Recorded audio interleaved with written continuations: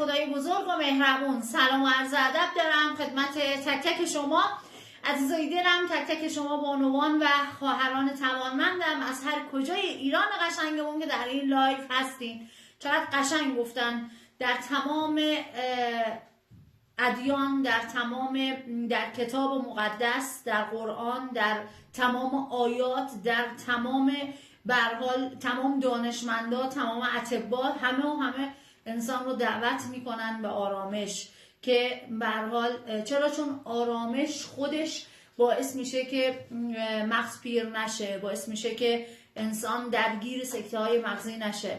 پس خیلی خیلی به تبریک میگم که در این لایف هستی و قرار امروز کلی یاد بگیری برای آرامش ذهنت و خداوند رو شکرگزاریم به همون اندازه و به اندازه عظمت و بزرگی خودش که من و شما رو در مسیر آگاهی قرار داد. شمایی که همین امروز صدای منو میشنوی، شما هم وارد مسیر آگاهی و خط زندگی شدی. چرا؟ چون که به آرامش دعوت شدی. چرا؟ چون که دعوت شدی به این که بدونی واقعا برای این که بتونی در این قسمت همیشه آرامش، سلامتی باشه، به هر حال چه قدم ها و چه گام ها و چه کارهایی رو باید انجام بدی. پس جای تبریک داره و حتما قدردان اون کسی باش که این لایو رو برای شما فرستاده. خداوند رو شکرگزاری کن به عظمت بزرگی خودش که در اینجا حضور داری. من خیلی خیلی بهت تبریک میگم، خیلی خیلی بهت خوش آمد میگم.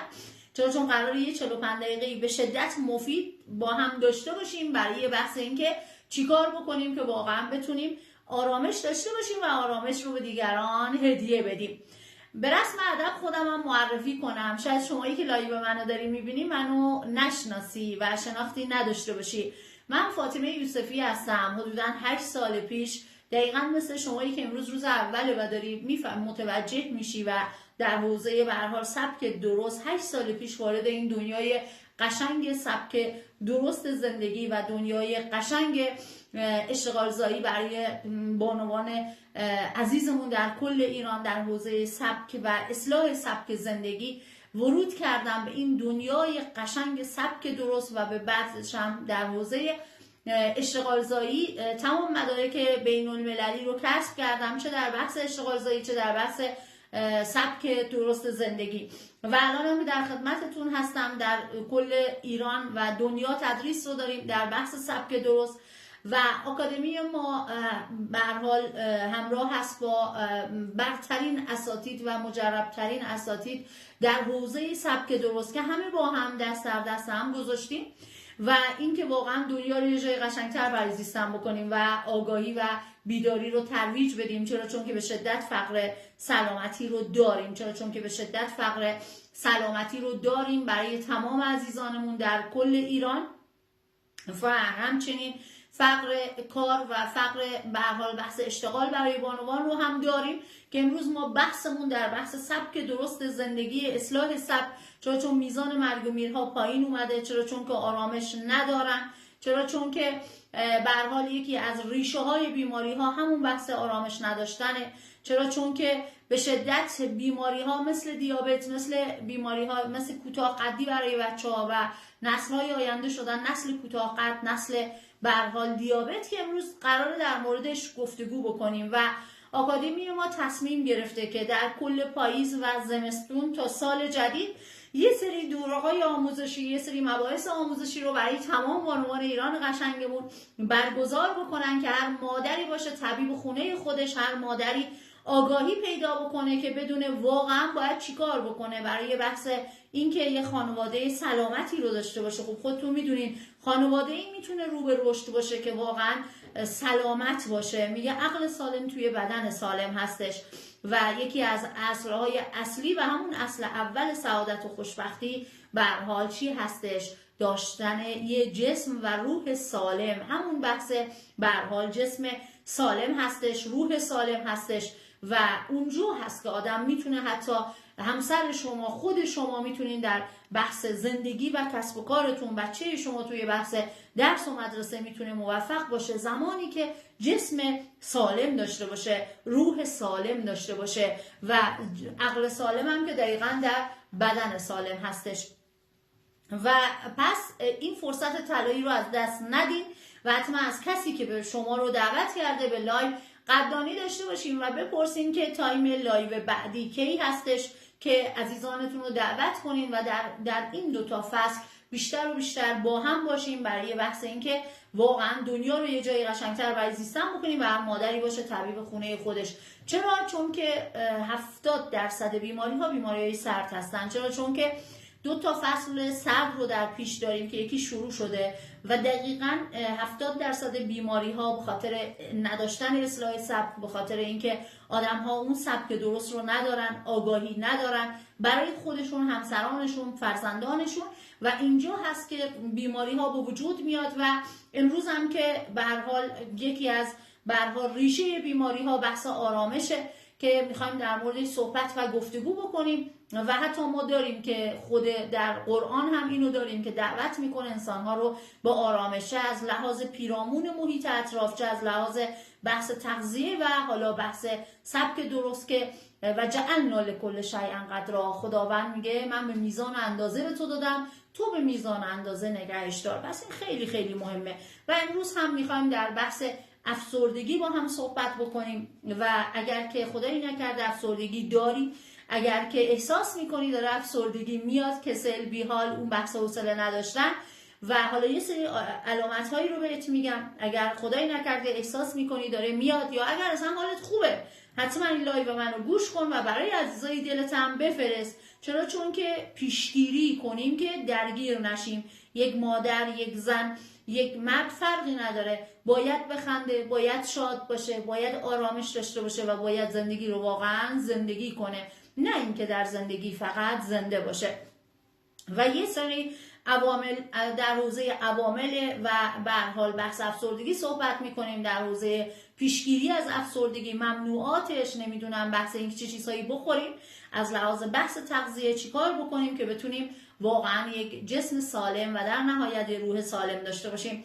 اول یک تعریفی از افسردگی براتون بگم که افسردگی یک حالت خلقی هستش که بر روی جسم تأثیر میذاره. خیلی ها فکر میکنن که جسمه که بر اون بحث روح تأثیر میذاره، بله، ولی دقیقاً به صورت 100% این افسردگی یک حالت خلقی هست که بر جسم تأثیر میذاره که ما نمیخوایم وارد بحث تخصصی بشیم. ما مبحث خون رو که داریم، یک بخاراتی روی خون داریم، اونا غذای روح ما هستن و دقیقاً وقتی که اون بخارات خراب باشن و کاملا میتونه 100% بر جسم سالم شما هم تأثیر بذاره که البته میگم کاملا یک حالت خلقی هستش که بر جسم تأثیر میذاره و فعلا میتونین به صورت پایه این رو داشته باشین و وارد مباحث تخصصی نمیشیم که افسردگی یک حالت خلقی هست که بر جسم تأثیر میذاره و تعریفی غیر از این هم نداره.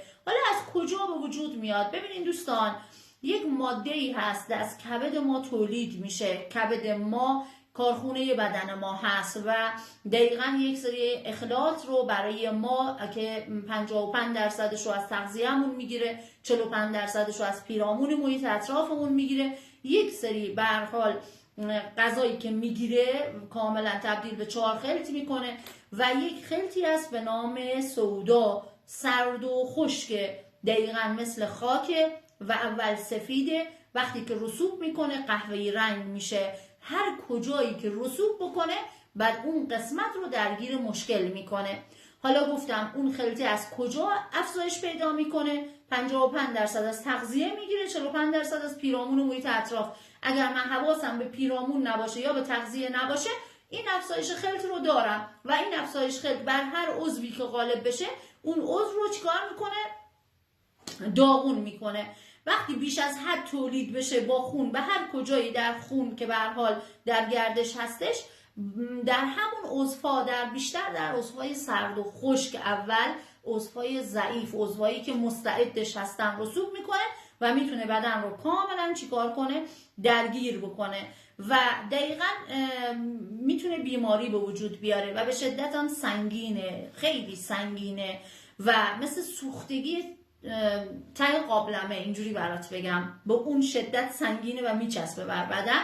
و اینکه شما حتی از لحاظ یه لیوانی رو بخوام مثال براتون بزنم، خاک داخلش بریزین وقتی ته‌نشین میکنه چه مدلیه، وقتی حلش میکنی چه مدلیه، و سریع هم شن یا حالا همون خاک ماسه ته‌نشین میکنه. دقیقاً سودا هم در بدن من شما همین کار رو انجام میده. مثلا توی بحث پوست ته‌نشین بکنه، خب بیماری‌های پوستی مثل پسوریازیس و یه سری مشکل‌های پوستی برای عزیزان به وجود میاره که واقعا ازتون میگم ما خیلی توی بحث مواد شیمیایی رو به پوستشون میزنن، انواع نمیدونم بحث سرم هایی رو به پوستشون میزنن. ببین پوست و قلفتی هم که بکنی بندازی دور فایده نداره، دوباره هم جراحی پلاستیک بکنی پوست بذاری باز هم برمیگرده، چون از درون اون خلط داره چیکار میکنه، زیادی داره تولید میشه. و خیلی مثل همون بحث جراحی سینه و خوش‌فرمی اندامه که انجامش میدن، ولی به خاطر افزایش سردی و تری در زمستون دوباره اون افزایش حجم سینه رو دارن و دوباره برمیگرده، یا تراش بدنشون رو دارن دوباره برمیگرده. خب و دقیقا توی بحث پوست هم همینه، زمانی که این سودا بر پوست غالب بشه، سردی و خشکی، اول زیر چشا کبود میشه، به بعدش هم یه سری مشکلاتی رو در پوست به وجود میاره که شما مثل اگزماها و خیلی چیزهای دیگه که نمیخوام وارد بحث تخصصیش بشیم.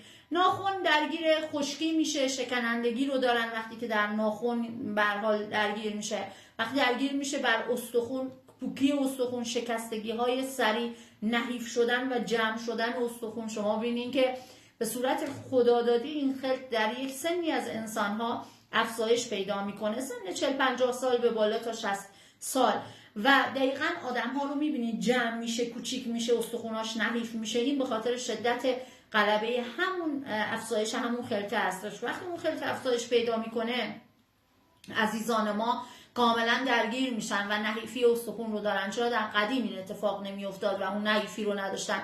یا پوکی استخوان داره در سنین 45 سال به بالا میخوره زمین، میبینی یه جایی شکست. خب و دقیقاً شکنندگی میاره. در سر وقتی زیادی رسوب بکنه تومور به هر حال یا مشکلات اعصاب و روان رو به وجود میاره. در روده هموروئید، شقاق به هر حال اینا رو میاره. در استخون گفتم درد مفاصل، در پاییز زمستون MS، اینا همه رو به وجود میاره و هر کجایی که ته‌نشین بکنه در خلاصه بخوام بهت بگم اون قسمت بیمار میشه. حالا اگر در سر به هر حال رسوب کنه، خب زمانی که میخواد به جای اینکه در سر ما رسوب بکنه میاد در مغز ما رسوب میکنه. وقتی که در مغز شما رسوب بکنه اینو میگن افسردگی.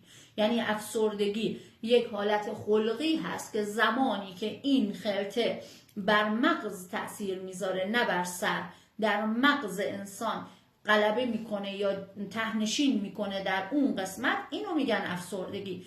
پس ریشه اصلی افسردگی چیه؟ اون خلطه هستش که جنسش چیه؟ سرد و خشکه. در چه فصلی هم جنس اونه و میتونه این افزایش پیدا کنه؟ دقیقاً بحث پاییز هست که میتونه افزایش پیدا کنه و بحث پاییز دقیقاً جنسش سرد و خشکه.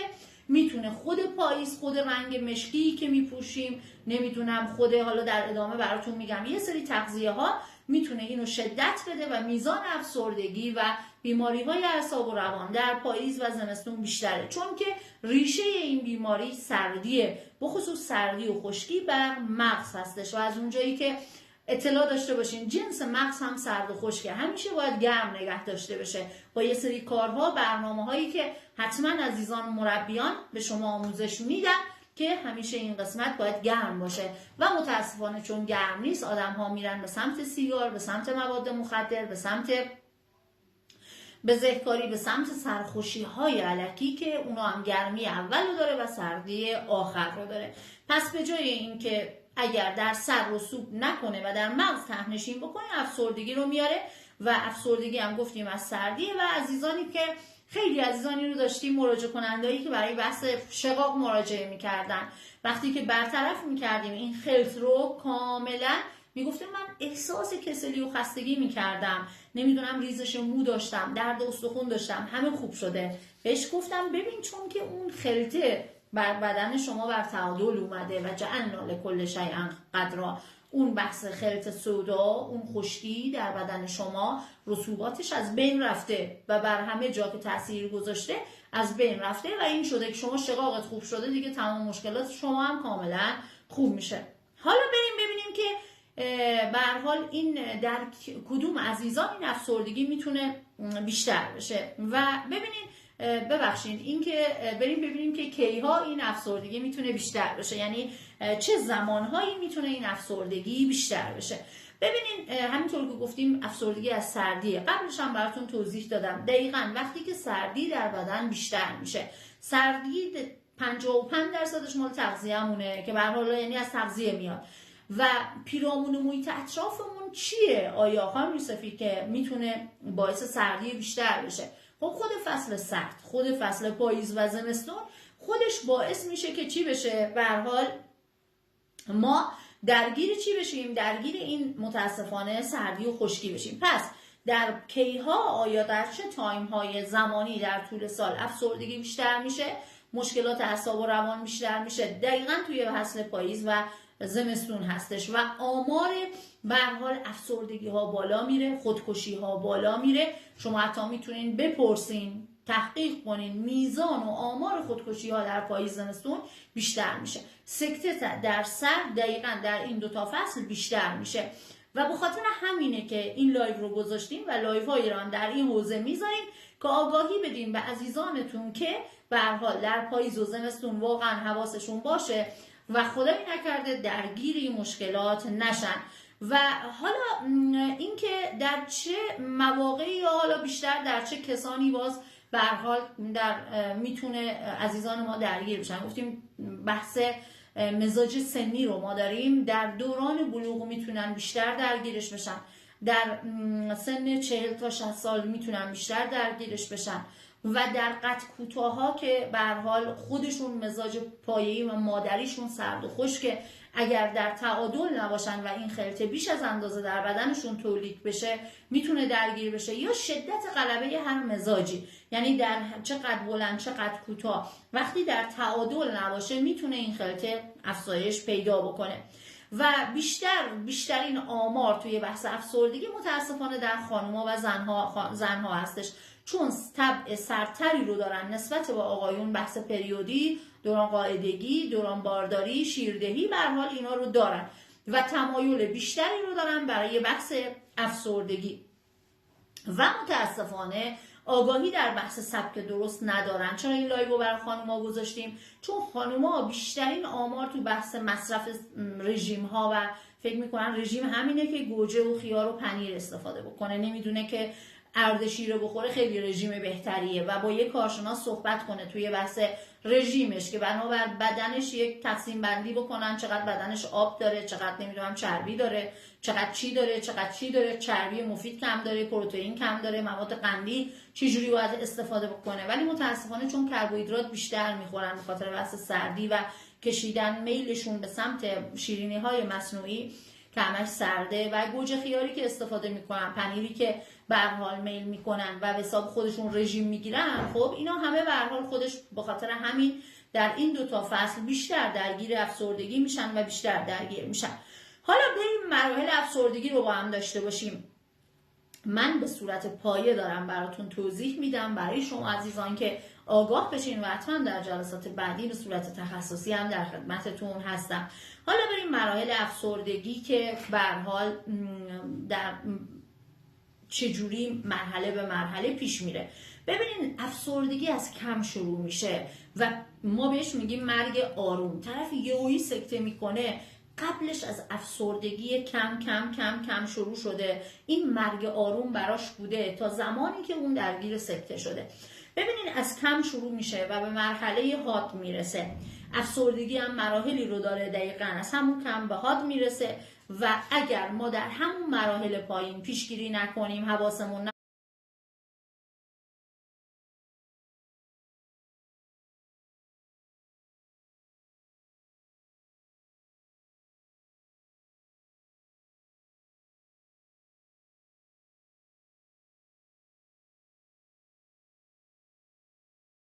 نباشه به مزاج سنی بچه‌ها و خانواده او، بحث تغذیه، بحث پیرامون و اقدامی نکنی 100% حاد میشه و درمانش هم خوب سخت‌تر میشه، چه در طب مدرن چه بحث طب تلفیقی و به هر حال سبک درست زندگی، یعنی به شدت سخت میشه اون اصلاح سبک و اون بحثی که بخواد حالش خوب بشه.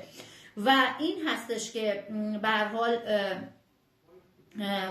ممکنه 4 ماه هم طول بکشه و اینه. پس مراحلی رو برای خودش داره و ازتون میخوام که اگر احساس کسلی، خستگی، نمیدونم بی‌حوصلگی یا یه سری مطالبی که در ادامه بهتون میگم حتما حواستون باشه و کسانی که اطرافتون مستعد هستن لایو منو براشون بفرستین که خدایی نکرده اون مرگ آروم رو آدم‌ها درگیر نشن. طرف یوهی میگن سکته کرد. چرا؟ چون دقیقاً اومده و اون مراحل رو پله به پله مرگ آروم رو داشته تا زمانی که یک شوکی بهش برسه کاملا این سودای به شدت درگیر شده، یا به هر حال بحث خودکشی رو داره یا بحث سکته رو داره و یه سری مشکلات دیگه ای رو. مورد بعدی این که به هر حال گفتیم چه افرادی بیشتر در پاییز میتونن در معرض افسردگی هستن و زودتر میتونن درگیر بشن. کامل براتون همه رو توضیح دادم و حالا شماهایی که به هر حال در این لایو هستین لایو رو برای عزیزانتون بفرستین که کسانی که بیشتر در وجودشون همون بحث افزایش این خلط رو دارن خیلی خیلی زودتر میتونن درگیر بشن و یک سری عزیزانی که از بچگی منزوی بودن، از بچگی خجالتی بودن، دوست نداشتن در جمع ها باشن و سمت شلوغی ها نمیرن، اونا هم به هر حال در معرض هستن. دوران بلوغ در معرض، 40 تا 60 سال چه خانم چه آقا در معرض. کسانی که مزاج و پایشون سرد و خشکه در معرض هستن. کسانی که شدت به هر حال به هم ریزی و اون نامتعادل بودن اخلاط رو در بدن دارن در معرض هستن و اینو باید حواسشون باشه و اینکه و حتما آگاهشون کنین قبل از اینکه حادتر بشه و باید چیکار بکنن، پیشگیری بکنن. و حالا بریم سراغ مهمترین قسمت لایومون که بحث به هر حال بحث علت‌های افسردگی هستش که به هر حال افسردگی به خاطر شرایط کنونی شما نیست، به خاطر بحث این که به هر حال طرف میگه من بی پولم، نمیدونم عزیزی رو از دست دادم، فکر میکنه که افسردگیش به خاطر اونه. نه، اون شرایط باعث شده که اون افسردگی بروز بکنه. یعنی از قبل اون عزیز با خاطر نداشتن اصلاح سبک و همین که رعایت نکرده در بدنش بوده و اون مشکلاتی که حالا استقلال مالی نداشته، این وضعیت تورم براش فشار آورده و یک سری زیانهایی بهش وارد کرده یا بحث از دست دادن عزیزی، اینا همه به هر حال بعدش چی میشه؟ بروز میکنه. یعنی کاملا براشون چی شده؟ بروز کرده. یعنی این عوامل باعث بروز شدن افسردگی شده. پس مرگ و میر عزیزان دلیل افسردگی نیست، بیپولی دلیل افسردگی نیست و افسردگی دلیلش خوب یا بد شرایط زندگی ها نیست. چیزهای مختلفی بوده که همون مرگ آروم و کم کم کم کم داشته و اینکه حتی پزشکان هم میگن افسردگی برای شما الان بروز پیدا کرده و دقیقاً افسردگی میگن یک درد بی دردیه. خب یعنی یکی از بزرگترین روانشناسا اینو میگه آدم اگر هدفمند باشه چه کاری یک افسردگی بگیره. آدم اگر مغز خودش رو به کار بکشه و تحرک داشته باشه چه کاری که افسردگی بگیره. اگه شما اصلاح سبک رو داشته باشی، رعایت بکنی، همه چی نریزی توی این بدن، چه کاری که افسردگی بگیری. از صبح تا شب بخوابی و بخوری و بخوابی، از این مغز کار نکشی، دقیقاً همین میشه و دقیقاً اینه. حالا مهمترین چیزهایی که به هر حال میخوایم با هم بررسی کنیم ببینیم که افسردگی رو بیشتر به وجود میاره توی پاییز و زمستون. ببینید گفتیم عاملش چیه؟ سردیه و پس خوراکای سرد خوب نیست. خب دیر خوابیدن خوب نیست. بچهای الان میبینین میگه شما یک نوجوانی که خب به خصوص دختر خانوما یا آقا پسرا فرقی نداره ولی تمام دانشمندا میگن دختر خانوما، دختر خانومی که از 12 شب از 11 شب به بعد تایم بیداریش به هر حال طول بکشه 24% بیشتر احتمال هست که بره به سمت خودکشی و این خیلی خیلی مهمه که دیر خوابیدن نوجوانا به شدت خطرناکه. شما در قدیم هم ساعت 8 و 9 خاموشی بود ولی الان میبینید تا 12 نه تا 2 3 حتی اینا بیدار هستن و این خودش یعنی سبک درست زندگی رو نداشتن و خودش عامل ناباروری در آینده شدن، خودش یه سری مشکلات رو به وجود میاره. خب و این هستش و این که 12 میخوابه به هر حال از این طرف هم 12 نمیخوابه، حتی 12 هم دیره براش. خب بر نوجوانا چون در سن سرد و خشک هستن نباید اون تایم بخوابه، باید نهایت 10 بخوابه و از این طرف 2-3 میخوابه و این مهمه.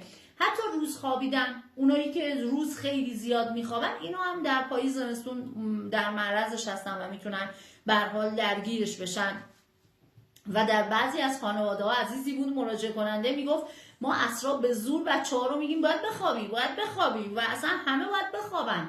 این وحشتناکه. خود روز که شما زیادی هم بخوای بخوابی خودش افسردگی میاره و فشار به هر حال باید شما در شب برای زود خوابیدن بچه‌ها داشته باشین، نه اینکه در روز بخواد بخوابه. نیم ساعت 40 دقیقه انسان باید بخوابه و در شبانه روز 6 ساعت که انسان بخوابه کافیه. نهایت 7 ساعت، یعنی زیادی خوابیدن یا کم خوابیدن هم خودش میتونه چیکار کنه؟ آسیب بزنه. ولی 5-6 ساعت خوبه دیگه و آسیب نمیزنه. 7 ساعت 1/3 عمرمون رو خوابیم و 6 ساعت خوبه. زیادی خوابیدن به شدت افسردگی رو به هر حال زیاد میکنه و بیشتر هم تو بحث خانوما هست که خانوما تو خونه هستن و متاسفانه هدفمند نیستن. میگم الان شما در کشورهایی مثل نروژ، کشورهای خارجی، ما صحبت از بیکاری یه خانم بکنیم واقعا متعجب میشن که یه خانم چجوری میشه که بتونه بخوابه. یعنی اینقدر که فعال و پویا هستن. ولی متاسفانه چیزی که هست که در ایران ما مشاهده میکنیم هنوز به اون درک و باور نرسیدن که یه خانم هم باید مثل یک آقا فعالیت داشته باشه، همراه همسر خودش فعالیت داشته باشه، در زندگی خودش به هر حال هدفمند زندگی کنه و واقعا یک انسان مستقله و میتونه به هر حال اون بحث کار خودش، هدفمندی خودش و این برنامه رو داشته باشه. و به خاطر همین هست که متاسفانه درگیر به هر حال چی میشن؟ افسردگی. بحث دیگه بحث زایمانه. به هر حال هر زایمانی متاسفانه خوشبختانه خب این خیلی خوبه که به هر حال بچه و تماما عالی هست، حس خوب مادر شدن. ولی چون حجم زیادی از سردی در وجود یه مادر ریخته میشه این خودش باعث افسردگی میشه. پس مادرانی هم که بحث بارداری رو دارن بعد از زایمان باید حواسشون باشه که به هر حال اون میزان سردی رو با اصلاح سبک درست کنن، با اصلاح سبک به هر حال بیارنش به تعادل و درگیر یک مادر که میخواد حس خوب مادر شدن تجربه بکنه. ما خیلی مادر رو داریم که بعد از زایمان درگیر افسردگی سخت میشن و این باز از قبلش بستگی داره که یه سری افزایش همین خلط‌ها رو داشتن، باز حامله شدن، با سردی بر وجود و دوباره هم با شیردهی و این برنامه‌ها بیشتر و بیشتر درگیر میشه و خیلی مشکل داریم توی این حوزه که باید به هر حال باز هم عزیزان رو معرفی بکنین و عزیزایی که شما رو معرفی کردن که بتونن اون تعادل رو براشون به وجود بیارن و مشکلاتشون برطرف بشه. دیگه چی؟ بوهای سر، مثل بوی شوینده ها، بوی الکل که ما اکثر پرستارا که به هر حال مراجعه میکنن بعد از بازنشستگی همه درگیر آلزایمر، حتی اکثر درگیر آلزایمر و فراموشی شدن و میگن که حتی افسردگی به خاطر بوهای سردی که در داخل بیمارستان ها هستش. بوها خیلی خیلی مهمه و حتما این عزیزان هم باید اصلاح سبک داشته باشن. از عطر گل محمدی داخل خونه اسپری گلاب بزنن به سر و صورتشون و دقیقاً میخوان افسردگی نگیرن، گلاب و سر و صورت و صورتشون رو بشورن. به هر حال بوی گرم براشون عالیه. دست حتی برای بچه‌ها دستاشون رو پر بکنن به صورتشون بکشن. اینا همه به هر حال مهمه. و بوهای سرد، اصلا هم بوی همین سرویس بهداشتی داخل خونه، اینا همه به هر حال اشتباه در اشتباه هستش که دیگه الان شده سبک زندگی ها. ولی در قدیم یه سرویس بهداشتی بود باید 4 تا دور حیاط میزدن تا اون سرویس رو پیداش میکردن با خاطر بحث اینکه این بوهای سرد. و حتی من شنیدم یکی از علما هم زمانی که خودش ادرار یا بحث اجابت مزاج رو داشته سر و صورت خودش رو میپوشونده. چرا؟ چون به شدت این بوها خطرناکه و خودش باعث پیری مغز میشه، باعث افسردگی میشه، باعث به هر حال یه سری مشکلاتی که در دوره‌های تخصصی در خدمتتون هستیم من و بقیه اساتید کامل براتون توضیح میدن. پس اگر میخوای افسردگی نگیری اینا رعایت کن و حتما گلاب رو داشته باش برای سر و صورت و همچنین بوی گرم خیلی خیلی عالیه. و حالا خوراکی هایی که افسردگی میاره خیلی ها پرسیدن خانم صفی بگین در جلسات قبل. ببین مثل سرکه این سردی پاییز رو میبینید برعکس ترشی رو بیشتر کردن، این خودش بدتر میکنه این سردی و خشکی مغز رو. خوراک‌های سرد، سرکه، کسی که به هر حال غلبه داره یعنی افزایش خلط رو داره نباید به هر حال زیادی استفاده بکنه این به هر حال سبزیجات رو. قارچ که متاسفانه پیتزا فست فودها زیاد هستش، خود قارچ خودش به شدت حتی میتونه سلولهای سرطانی رو فعال بکنه در شب، اصلا خوب نیست، چون که قارچ محلی خوبه که با آفتاب باشه، نه اون قارچایی که توی تاریکی هستن، اینا همه خودش به هر حال سودازا هستن. عدس و گوشت گاو، سودازاها، سبزیجات کلا در شب، چون جنس شب سرده و شما حتی پلویی هم که داری میخوری حتما کنارش باید هل باشه، نمیدونم کنارش به هر حال برنج قهوه‌ای باشه، کینوا باشه، هل باشه، نمیدونم تیکه دارچینی باشه، زعفرون باشه که الان چرا واقعا ببینین که خود زعفرون دقیقاً خداوند خودش اومده در پاییز و زمستون زعفرون رو گذاشته، دقیقاً توی پاییز، چون عطر زعفرون خودش افسردگی رو از بین میبره، خود خوردن زعفرون افسردگی رو از بین میبره و نشاط آوره، نشاط میاره. و خود نوشابه، تمام چیزهای سودازا که باز هم از عزیزان چون تایم نیست من بگم، از کسی که شما رو معرفی کرده لایو رو براتون فرستاده براش بپرسین، حتما راهنماییتون میکنن. نکته جالب اینه که حتی توی لباس، توی رنگ ها هم هستش، لباس های پلاستیکی و رنگ های مرده مثل مشکی، مثل توسی و رنگ های به هر حال که خاکستری رنگ هستن، اینا همه سودازا هستن. ولی رنگ های مثل زرد، قرمز، نارنجی، رنگ های تند و آتشی رو توی فصل های سرد استفاده بکنین و لباس پنبه‌ای باشه، لباسایی باشه که به هر حال دیدین وقتی لباسی زبری رو داره اذیت میشی، کلا حالت بده، ولی لباسی که نرمه خیلی خیلی بیشتر دوستش داری. دقیقاً همینه، تو روح و روان شما تاثیر میذاره و این رنگ هایی که گفتم برای مزاج سودا فوق العاده هستش. و پیامبر صلی الله علیه و آله و سلم، پیامبر ما میگه که عامل افسردگی، یعنی حدیث داریم از پیامبر میگه عامل افسردگی میتونه اینم باشه که 100% همینه، تشریح سختی ها و بدبختی ها برای دیگران، که اینم متاسفانه بین خانوما خیلی زیاده که مدام سختی هاشون رو تشریح میکنن، همسرم این مدلیه، بچم این مدلیه، نمیدونم خانوادم این مدلیه، من مشکلم اینه و خود تشریح بدبختی ها و خدای نکرده سختی و بدبختی که ممکنه در مسیر زندگی انسان داشته باشه، یعنی اونا رو به بدبختی میبینه، یه آزمایش نمیبینه، این نمیبینه که اومده که ساخته بشه، به یه چشم بد میبینه و کامل برای همه تعریف میکنه و این خودش میگه بیشترین دلیل افسردگی است، چون جهان انرژیه، هرچی شما انرژی بذاری، انرژی در انرژی میذاری، دقیقاً انرژی هم بر شما برگشت میکنه. و این هستش که به هر حال اینا همه میتونید، به هر حال اینا همه باعث پیشگیری میشه که اینا این نکاتی که گفتم رعایت بکنین، اصلا درگیر افسردگی نمیشین. افسردهایی که الان هستن همه آدم‌های باهوشی بودن، مثل همون عزیزانی که مواد مخدر مصرف میکنن، همه آدم‌های باهوشی بودن، ولی دقیقاً به خاطر همون خشکی بر مغز و سردی بر مغز درگیر این مشکلات شدن. و اینکه خیلی ها هم علائم افسردگی رو دارن، خبر ندارن، یا بعضی ها ندارن باز بچه‌ها الکی به خودشون میزنن که اینم اشتباهه. 3 عامل هست که اگر اینا رو داشتی 100% درگیر خدای نکرده اون بحث افسردگی هستی، ولی حدوداً چند تا عامل دیگه هست که باز از اون عامل ها رو هم با هم اگر داشتی به هر حال اونا هم میتونه دلیل باشه و بعد هم 3 عامله که دیگه 100% میتونه انسان درگیر بشه. حالا اون چند تا عامل چیه؟ کسی که علاقه از فعالیت‌های روزانش، یعنی علاقه از اون بحث فعالیت‌های روزانش دست میکشه، یعنی از علاقهش به فعالیت‌های روزانش دست میکشه. کسی که به هر حال یه سری فعالیت‌های قدیمی رو می‌داشته، یه ورزش و برنامه‌ای رو داشته، از اینا دست میکشه. خب از این فعالیت‌های قدیمی داشته ولی انجامشون نمیده، اشتهاش گاهن بالا میشه، خیلی پرخوری داره، گاهن اصلا بی اشتها میشه.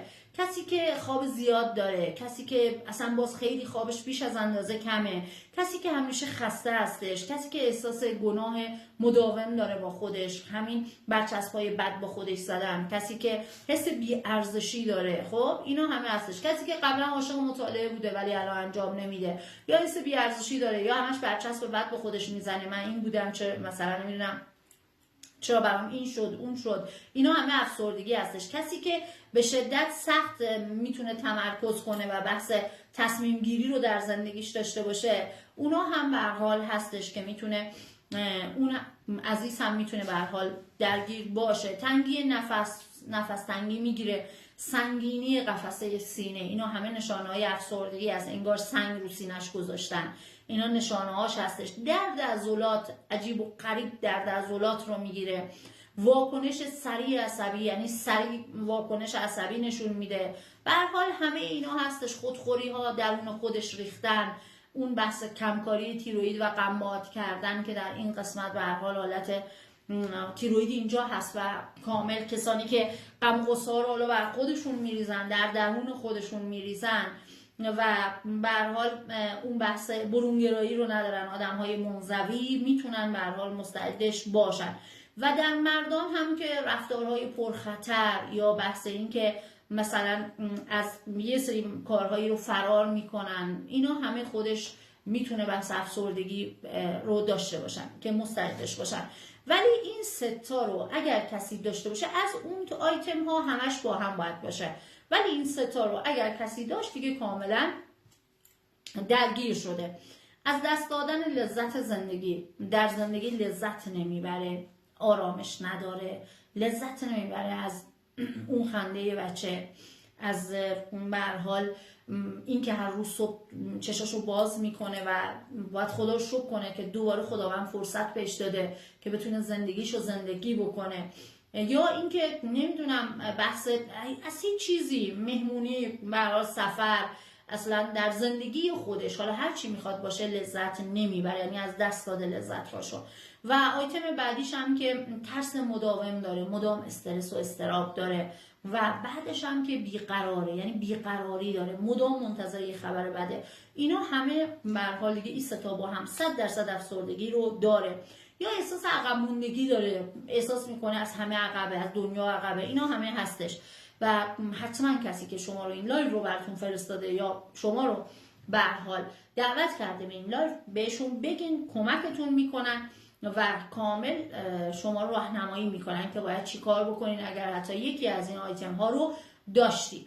و حالا بریم سراغ مبحث شیرین به هر حال درمان افسردگی. گفتیم ببینین ما شعارمون این نیست که آدم ها درگیر بشن و بخوایم درمانشون بکنیم، نه، شعار ما اینه که پیشگیری بهتر از درمانه. یعنی میخوایم آدم ها درگیرش نشن، آدم ها زندگی رو زندگی بکنن. یک زن باید هدفمند باشه، یک زن باید به هر حال نشاط داشته باشه، باید بخنده، باید سرحال باشه، باید یه زندگی رو به رشدی رو داشته باشه، باید یه مادر آگاه باشه، باید بدونه، نه اینکه خدای نکرده بره درگیر بشه، یه کیسه دارو داشته باشه اون موقع بگه چی کار بکنم. هدف ما اینه.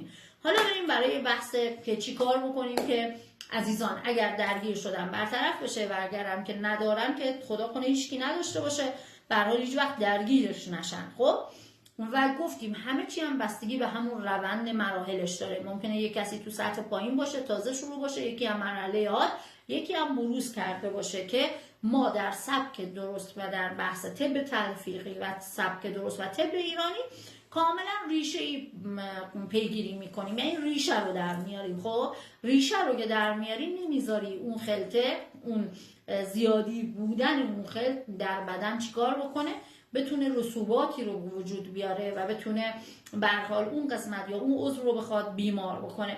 حالا اینه که به هر حال چه چیزهایی باعث میشه که افسردگی در پاییز و زمستون بیشتر بشه؟ یکیش یبوسته، یکیش به هر حال خواب زیاده، یکیش هم چاقه، یکی این سه تا به هم ربط داره. آدمی که درگیر بند آمدگی میشه، یبوست داره، باعث خواب زیادش میشه چون این بخارات در مغز غالب میشه، خواب زیاد و سردی رو در مغزش داره و در سرش داره و بعدش هم که دیگه خودش بی‌تحرکیش و بی‌حوصلگیش باعث افزایش به هر حال چی میشه؟ چاقی هم میشه و متاسفانه افزایش وزن میشه و این خودش کامل داره میگه که این عزیز کاملا ریشه افسردگیش همین سه تا هست که کامل ما ریشه‌ای به هر حال چیکار میکنیم؟ در میاریم. توی بحث درمان شیمیایی و بحث پیشگیری، حالا کسی که درگیر شده که میخوان برطرفش کنن، فقط قرص دیگه یک خلاصه ای رو دارن و خلاصه و مفید باید قرص بخوریم. حالا قرص های اعصاب بچه‌ها 3 تا عوارض داره و دقیقاً عوارضش هم چیه؟ یبوست، خواب زیاده و چاقی. من خودم در قدیم الایام 8 سال پیش قبل اینکه ورود کنم به این دنیا همین بودم. با خاطر بحث این که خب بله من میخواستم که در حال زندگی واقعا بحث نمیدونم اون چیزی که میخواستم، یعنی خودم. خب گاهن آدم ها مشکل تو خانواده ندارن، مشکل در همسر ندارن، ولی خودش از درون یه سری چیزهایی رو میخواسته. بحث این که نمیدونم نباید مثلا یه شغل محدودی رو داشته باشه، یا اینکه نمیدونم آدم‌های موفق در دنیا رو میبینه میگه که خب چرا من بیام مثلا فقط توی بحث حوزه کارمندی فقط یه شغلی رو داشته باشم. حالا میتونه اون باشه، باز اون عزیزان که خیلی بهتر ادامه دادن و عالی. یا اینکه مثلا خب من چرا باید توی سطح مقطعی باقی بمونم، مثلا نمیدونم حالا هر شغلی که من خودم قبلا شاغل بودم و چرا باید همه روزم روزمرگی باشه و روز از صبح تا ظهر مثلا یه شغل خاصی رو داشته باشم. و واقعا وقتی میبینی که بچه‌ها این همه آیتم هایی رو میتونن داشته باشن، چرا واقعا نداشته باشی؟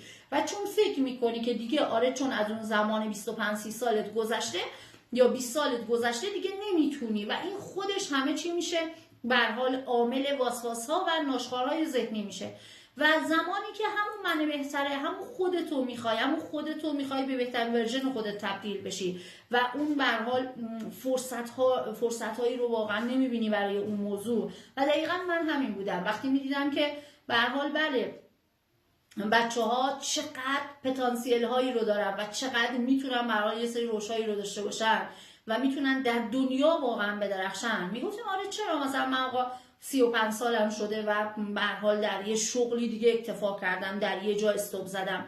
میگه زگهواره تا گور دانش بجو، باید انسان این مدلی باشه. و این خودش باعث شده بود که درگیر همون بحث بشم. و همینطور به هر حال همین زایمان ها، 2 تا زایمان پشت سر هم، خود سزارین، به هر حال همه اینا میشه. و روزانه چند تا قرص اعصابو میخوردم و اینو دارم به جرئت میگم، کسی که خودش مصرف کرده داروهای اعصاب رو، اون بحث یبوست 100% میاره. خواب زیاد که از صبح تا شب، حتی اگر کاری هم داشته باشی، شاغل هم باشی، نمیتونی سر کارت بری، اونجا هم بری حتی میخوابی. و دقیقاً اینه. و این به بعدش هم میشد افزایش وزن من نزدیک به 90 کیلو، 85 کیلو وزنم شده بود. و همه اینا به خاطر چی بود؟ همون بحث داروهایی که میخوردم با یبوست تشدید، خواب زیاد و بحث این که به هر حال درگیر چاقی بیشتر و بیشتر.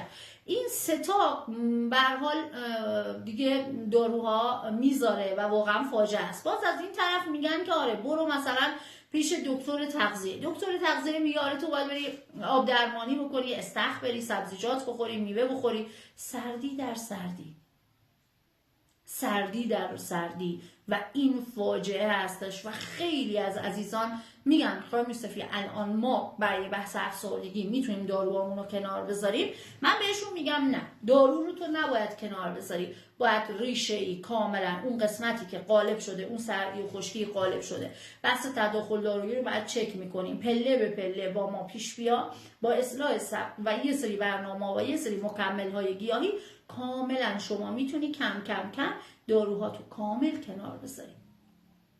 خب وقتی ریشه ای یبوست شما برطرف بشه، کاملا بندآمدگی ها از بدن باز بشه، از طریق مدفوع، ادرار، پریودی و تحریک کردن دفع بشه، اصلا بدن شما تمام سموم رو دفع میکنه و اصلا ما عاملی دیگه مشکلی نداریم که بخواد بندآمدگی به هر حال در بدن باشه که بخواد به هر حال مشکلاتی رو به وجود بیاره. خب پس این هستش که عزیزانی که سوال دارن، شما حتما با عزیز، چون در جلسات قبل هم سوال داشتن، با کارشناسای عزیز صحبت بکنین، راهنماییتون میکنن که چی کار بکنین که کم کم بتونین برای همیشه داروهاتون رو کنار بذارین و همیشه بخندین، همیشه شاد باشین، آرامش داشته باشین. و این هستش. چرا؟ چون در طب سنتی و سبک درست و طب ایرانی ما به صورت ریشه‌ای درمان داریم، یعنی به صورت ریشه‌ای پیشگیری میکنیم. گفتم هدف ما این نیست که بگیم مریض بشه بیاد، نه، از همون اول ریشه‌ای به هر حال پیشگیری میکنیم. و فرقش هم در طب مدرن با بحث طب به هر حال ایرانی همینه، یا طب سنتی اینه که ما به صورت ریشه رو در میاریم. ریشه بررسی میشه، کاملا اون برطرف میشه، خب 100% حالش هم خوب میشه. دقیقاً مثلا تو بحث یبوست ابن سینا میگه شما به میزان خروجی باید ورودی داشته باشی. یعنی چی؟ یعنی اینکه شما به میزان اینکه خروجی داری چند دفعه هم اجابت مزاجه و دفع مدفوع رو داری، به همون میزان باید ورودی داشته باشی. اگر روز در میونه یعنی باید روز در میون غذا بخوری که اینو هیچ کس رعایت نمیکنه. اگر روزی یک دفعه است باید روزی یک دفعه غذا بخوری، معده شما همینه. یا مثلا روزی 2 دفعه است، روزی 2 دفعه باید غذا بخوری، نه بیشتر. ولی میبینی طرف هفته یه بار دفع داره یا 2-3 روزی دفع داره ولی هر بعد هم غذا میخوره. خب این خودش همه مشکل هسته. شما آشپزخونه‌تون رو ببینین، آشپزخونه فکر کنین که به هر حال شما به میزان ورودی‌های بدنتون به هر حال هر چند روزی یه بار یا روز در میون یه دفعه خروجی دارید.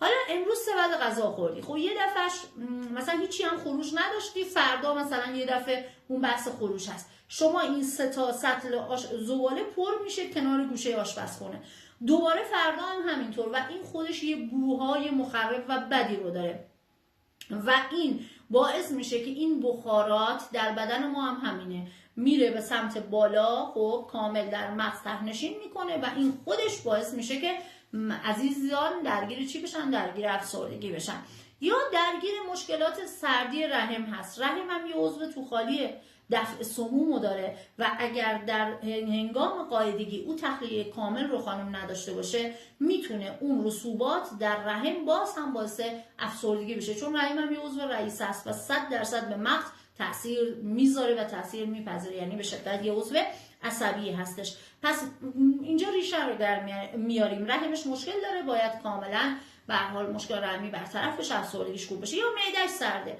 خب 55% دستگاه گوارش داره به هر حال اون بحث تغذیه بدن ما رو میده. وقتی معده سرد باشه خب 100% معده، روده، اینا همه عضوهای توخالی و سردن که توی طب سوزنی ما بهشون میگیم فود، عضوهای سرد و توخالی و به شدت دشمنش هم این 2 تا فصلهای سرد هستش. خب اینا دقیقاً روده و معده خودش سرد باشه، اینا میتونه عامل افسردگی باشه. روده وقتی سرد باشه جذب ویتامین رو نداره، هضم غذا رو نداره، خود ضعف در اعصاب و روان یکی از دلایلش ضعف ویتامین ها هستش که اینا دیگه وارد تخصصی نمیشیم. و اولین کاری هم که شما با صدای منو میشنوی و میخوای انجام بدی و به صورت ریشه یابی ببینی که دلیلش چیه، باز هم با کارشناسای عزیزمون صحبت بکنین، کاملا شما راهنمایی میکنن، یه سری به هر حال آیتم هایی رو ازتون میپرسن، سوال میپرسن، مشاورتون رو انجام میدن، کمکتون میکنن که کامل برطرف بشه. ممنوعات در افسردگی چی از توی پاییز زمستون؟ لبنیات میخوری، با مسلش بخور، مسلش هم حتما باز عزیزان بپرسین، راهنماییتون میکنن. عدس، بادمجون، نمیدونم غذای سودازا، دیر خوابیدن، نوشابه، اینا همه بوهای سرد، اینا همه به هر حال خوب نیست. حتی شاید بگی خرما بخورم، اگه بدن درگیر خشکیه خرمای زیاد هم خودش خشکی میاره و به شدت خوب نیست. تو تب گرما خرما به شدت خوب نیست و ما حتی میگیم با معده خالی هم استفاده نکنید، ولی تو تب و مزاج‌های سرد میتونن ناشره استفاده بکنن و برای خانم‌های باردار خوبه به اندازه، برای کسانی هم که بعد بارداری خوبه، ولی برای کسی که تبش گرمه یا بدنش درگیر خشکی، خود خشکی زیاد هم میتونه افسردگی بیاره. یعنی سردی و خشکی زیاد هم در نهایت آتیش، در نهایت میشه خاکستر. خشکی زیاد هم خوب نیست. این که نرین از امروز خودتون رو ببندین به گرمی، بدن شما باید بررسی بشه، ببینین که مقدار رطوبت در بدنتون چقدره. وقتی رطوبت کم باشه 100% خشکی زیاده و اینجا خرما خودش عامل چیه؟ افسردگی هست، حتی باعث سنگ صفرا هم براتون میشه. کسانی که میگن ما پاییز زمستون فقط گرمی میخوریم، اینا همه درگیر سنگ صفرا. کاملا باید صحبت بکنین و متوجه بشین که چه تغذیه‌ای بر بدنتون داشته باشین، بدنتون خشکیش چجوریه، رطوبتش چجوریه، پیو چربیش چجوریه، که عزیزان کمکتون میکنن. و برای کسی که طبع گرم داره، قد بلند ها، نه ناشتا خوبه، نه چون بحث سنگ صفرا رو میاره، بعد بحث به هر حال خشکی زیاد خودش افسردگی میاره، تازه افسردگی که بدتر باشه. و ما داریم میگیم گرمی ملایم، یک چیزی که گرمی ملایم، نه گرم و خشک، خب مثل زنجبیل، مثل دارچین، ما میگیم گرمی ملایم باید داشته باشید که عزیزان باز هم میگن راهنماییتون میکنن. و اینکه یک سری کارهایی هم میتونیم انجام بدیم، یه سری به هر حال کلماتی هم هست که خودش افسردگی رو از بین میبره. 66 بار گفتن کلمه الله توی طب اسلامی کاملا میگه افسردگی رو از بین میبره و این امتحان شده هستش. 66 بار کلمه الله، الله به تنهایی، نه یا الله و این برنامه، نه مثلا الا به ذکر الله تطمئن القلوب، این خیلی آرامش داره چون برای الله یا نمیدونم چیزی نذاشتن. خب الله، خود الله به شدت میتونه برای شما گفتنش عالی باشه و 66 بار آرامش میاره. حالا کسی که درگیر افسردگی یهویی با افکار منفی، درگیر فشار خون بالا شده، شما میتونید با گفتن این حدیث ها و کلمات و به هر حال این احادیث فوق العاده عالی میتونن حتی باعث آرامششون بشه. حدیثی رو داشته باشن، آیه قرآنی رو داشته باشن، ولی کلمه الله به تنهایی 66 بار بگن کاملا حالشون خوب میشه. و همین جمله آیه الا به ذکر الله تطمئن القلوب به شدت عالی هستش. و یه چیز دیگه هم بهتون بگم که توی بحث به هر حال بحث درمانش، امید درمانی هستش. ما 3 تا کار رو توی بحث امید درمانی باید داشته باشیم. یکی داشتن هدف در زندگیه. شما یک صدای منو داری، اگه میخوای هیچ وقت درگیر این بحث افسردگی نشی، هدف درمانی رو برای خودت، هدف در زندگی رو برای خودت داشته باش. یعنی اینکه با داشتن هدف میتونی حتی خودت رو درمان بکنی. خب چرا؟ چون که انسان ها واقعا میخوان که واقعا تا همون بحثی، همون مشکلی که من داشتم، زگهواره تا گور دانش بجو، یعنی تا زمانی که زنده هستی دوست داری که آگاهی بگیری، دوست داری که واقعا هدفمند زندگی کنی. تو یه جایی مثلا با در یه جایی استوب نکنی دیگه که بگی چون سنم 30 40 آقا 50 هرچی. انسان باید تا همون جایی که نفس داره زگهواره تا گور دانش بجوی. پس داشتن هدف در زندگی میتونه به شدت بر افسردگی به هر حال تاثیر بذاره و کامل این امید درمانی فوق العاده است که یکیش داشتن هدف در زندگیه که انسان باید برای زندگیش برنامه‌ریزی داشته باشه، نباید زندگیش همش بخور و بخواب باشه، اینا همه اشتباهه. و از همون 5 ساله رو بگیر تا 70 ساله، بچه‌ای که هدف نداشته باشه، برنامه‌ریزی نداشته باشه، مطمئن باش در دوران بلوغ میتونه دست به کارهای بزهکاری و کارهای خطرناک بزنه. تا همون 70 سالگی 80 سالگی باید براش برنامه بذارین، باید انسان هدفمند باشه. و اینه که میگم شما مادران خودتون قیام کنین، بلند بشین، هدفمند باشین که بتونین الگوی مناسب برای خانواده‌تون هم باشین. و امید داشتن در زندگی باعث میشه که انسان ها نقش قربانی رو نداشته باشن و این خیلی خیلی خوبه. دیگه توی بحث امید درمانی خنده فوق العاده هستش. یعنی الکی شما بخندین، همین خنده الکی که حتی طب مدرن هم پیشنهاد میدن فوق العاده عالیه، چون حجم زیادی از CO2 خون رو به هر حال از بین میبره، اون CO2 رو کاملا میکشه از خون بیرون و به شدت عالیه. اون بحث دیابت، انسولینتون رو میکشه پایین، قندتون رو میکشه پایین و به هر حال فشار رو برطرف میکنه و کاملا حتی چین و چروک صورت رو برطرف میکنه. چرا؟ چون چین و چروک صورت هم از خشکی زیاد هستش و کاملا کمک میکنه که افسردگی شما عالی بشه. نگاه کردن به گلها هر روز صبح فوق العاده عالیه، میتونه تاثیر بذاره. سنگ پا کشیدن خیلی خیلی عالیه. این خیلی سنگینه، به کف پا میره و این سنگ پا هفته یه بار، هفته 2 بار به شدت کمک میکنه که بدن شما سبک بشه. حنا کردن به شدت عالیه و این هم میتونه کمک کنه که به هر حال خود حنا کردن هم میتونه به هر حال هر چی کف پای شما تیره تر بشه، با حنا مشخصه که اون سودا در بدنتون بیشتره و با سنگ پا هم کاملا برطرفش میکنین. و دیگه اینکه عطرای گرم بزنین، گلاب اسپری به سر و صورت داشته باشین در پاییز و زمستون، حتما پیاده روی رو داشته باشین. و کسانی که به هر حال درگیر حالا شدتش هستن میتونن آب خنک رو وقتی درگیر حمله های، چون خود افسردگی و حمله های عصبی هم میاره، آب خنک یا عطرای گرم به پشت لاله گوش یا قسمت مچ دست، چون رگ‌ها به شدت در روی پوست هستش، در زیر پوسته و میتونه تاثیر بذاره. حالا گیاهانی که برای بحث افسردگی فوق العاده هستش، گیاه زعفرونه. چرا؟ چون مستقیم وارد قلب میشه و یه چیز جالب که تمام قرص‌های اعصاب برای اینکه سریع توی قلب جایگزین بشه از زعفرون استفاده میکنن، ولی متاسفانه اون سردی داروی شیمیایی بر قلب رو با سردش میکنه. خب و اینه. و دقیقا فصل زعفرون هم که همین الان هستش، به شدت با پلو با غذا استفاده بکنید. فوق‌العاده عالیه شربت زعفرون، ولی باز گفتم با دوز مشخص که خشکی رو در بدنتون زیاد نکنه، چون فصل خشکیه میتونه بدن شما کاهش رطوبت رو داشته باشه و این خودش خشکی رو زیاد بکنه.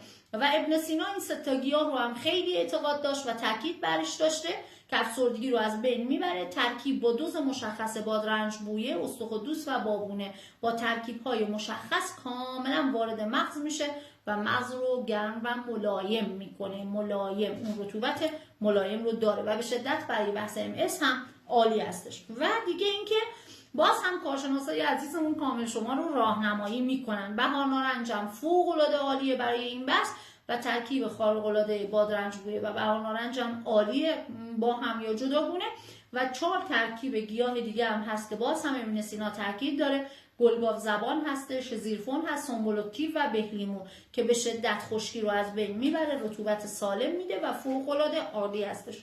دیگه چی؟ کندور. کندور رو در آلمان دارویی با کندور ساختن که برای MS فوق‌العاده عالی و برطرف کردن MS و سرطان مغز که موفقم شدن. ازتون میخوام که حتما در هفته یه بار از کندور نر که بگین توی عطاری بهتون میدن. باز هم عزیزان راهنماییتون میکنن، سفید شفافه، به جوی تلخی رو میده، اون تلخی تمام خشکی و اون خلط اضافه رو میگیره و قورتش هم نده بعد 10 دقیقه جویدی پرتش کن بیرون. اینم فوق العاده براتون عالیه.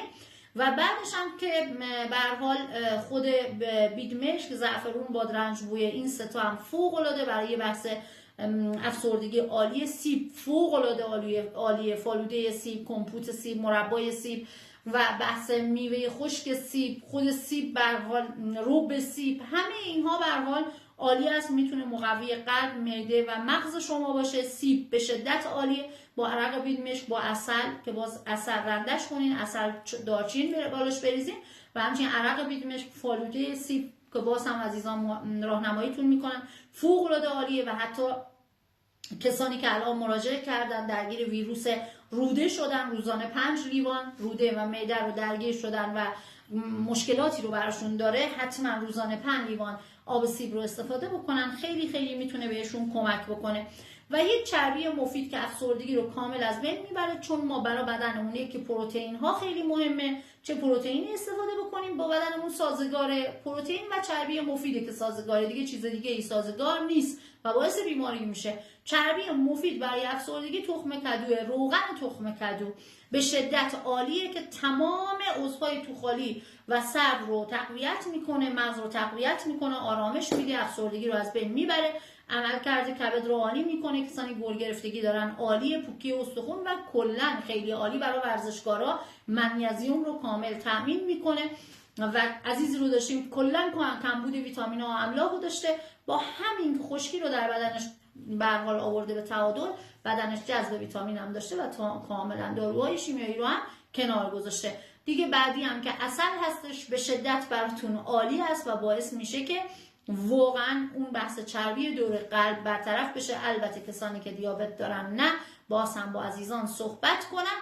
چربی دور قلب باعث افسردگی میشه برای عزیزان ما. خب و این چربی دور قلب در سنین 60 سال تا 80 سال بیشتره و حتما روغن تخم کدو با عسل رو استفاده بکنن و عسل هم هر شب قبل خواب میتونن استفاده بکنن اگه دیابت ندارن، یا صبح ناشتا با آب ولرم و عسل و لیمو استفاده بکنن. یعنی عسل به شدت خشکی رو از بین میبره و سیستم ایمنی بدن ما و تحال قوی میشه. پس عسل هم فوق العاده عالیه که شما میتونین چیکار کنین؟ استفاده بکنین. و تنها چیزی که میگه چربی دور قلب رو از بین میبره همین بحث به هر حال اینه که به هر حال همین بحث عسل و همین گیاهانی که گفتم با همین روغن به شدت عالیه، چون چربی دور قلب بی‌حوصلگی، کسلی و افسردگی رو داره.